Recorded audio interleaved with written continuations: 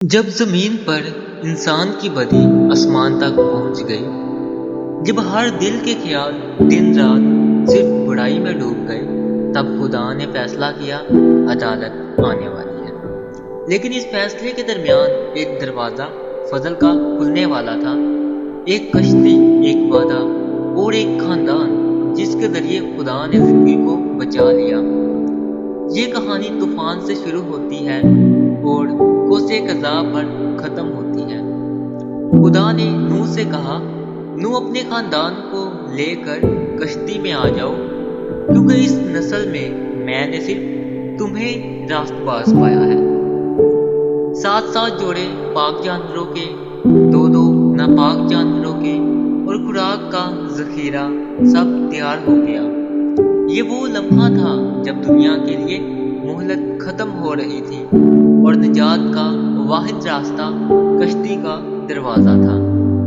7ویں دن آسمان کے دروازے کھل گئے، زمین کے چشمے پھوٹ پڑے، بارش 40 دن اور 40 رات برستی رہی، پانی اتنا بڑھا کہ بلند سے بلند پہاڑ بھی ڈوب گئے۔ ہر وہ مخلوق جو سانس لیتی تھی ختم ہو گئی، صرف وہ بچے جو کشتی میں تھے۔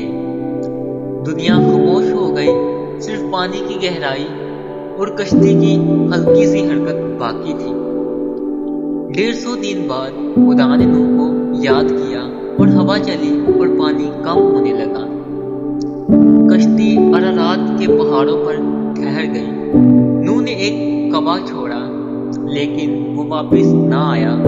پھر نوح نے ایک کبوتر بھیجا، اور جب وہ کبوتر زیتون کا پتا لے کر واپس آیا، نوح کا دل امید سے بھر گیا۔ یہ زندگی کی واپسی کی علامت تھی۔ آخر کار زمین خشک ہو گئی۔ خدا نے کہا، نوح باہر آ جاؤ، تمہارا خاندان اور تمام جانور۔ نوح نے زمین پر پہلا قدم رکھا اور سب سے پہلے قربان گاہ بنائی۔ اس نے خدا کے حضور قربانی گزرانی، اور خدا نے وعدہ کیا، میں کبھی دوبارہ انسان کے سبب سے زمین کو اس طرح تباہ نہیں کروں گا۔ خدا نے کہا، جب میں بادلوں میں کوسے قضا رکھوں گا تو میں اپنے وعدے کو یاد کروں گا۔ کوسے قضا ایک نشان کہ چاہے انسان گر بھی جائے، فضل کا دروازہ بند نہیں ہوگا۔ طوفان کے بعد نوح نے زمین پر کھیتی باڑی شروع کی اور انگور کا باغ لگایا۔ ایک دن وہ باغ کی پیداوار سے بنے مشروب کے اثر میں آ کر آرام کی حالت میں اپنے خیمے میں لیٹ گئے۔ عام نے یہ منظر دیکھا اور جا کر اپنے بھائیوں کو بتایا۔ سم اور یاف نے نہایت احترام کے ساتھ کپڑا لیا، پیچھے کی طرف چلتے ہوئے اندر گئے اور اپنے والد کو ڈھانپ دیا۔ یہ ہمیں سکھاتا ہے کہ بڑوں کے لیے احترام اور پردہ پوشی خدا کی نظر میں بڑی قدر رکھتی ہے۔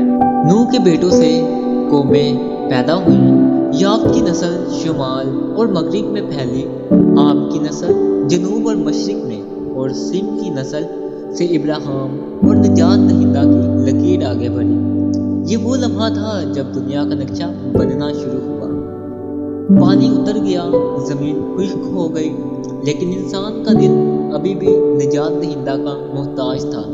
کوسے قضا آسمان پر چمکتی رہی، یاد دلاتی کہ خدا کا وعدہ اٹل ہے، اور ایک دن وہ وعدہ یسوع مسیح میں پورا ہوا، جو کشتی کی طرح ہمیں گناہ کے طوفان سے بچاتا ہے اور ہمیں اس زمین پر لے جاتا ہے جہاں موت، آنسو اور طوفان کبھی واپس نہیں آئیں گے۔ اگر آپ کو یہ ویڈیو اچھی لگی ہو تو ویڈیو کو لائک اور چینل کو